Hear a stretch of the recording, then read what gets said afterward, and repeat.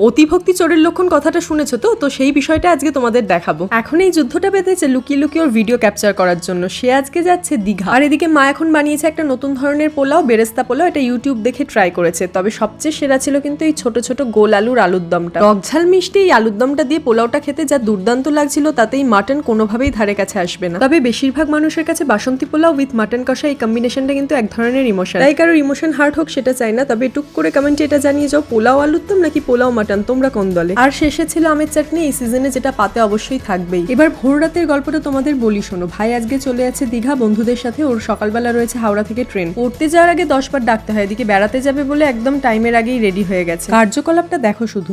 এইগুলো যদি যাই মা সবাই দেখে আমার বন্ধুগুলোর মধ্যে আমি এই ভক্তি দেখাচ্ছে, এই হাতাহাতি শুরু, এইভাবে ঝড় তুলে তিনি এখন বাড়ি থেকে বেরোলেন। এদিকে মা রাত্রে ফিরনি বানিয়ে সেটাই ফ্রিজে ঢোকাতে ভুলে গেছিল, তারই অবশিষ্টাংশ টেস্ট করছে। আজকের মতো গল্প এখানেই শেষ।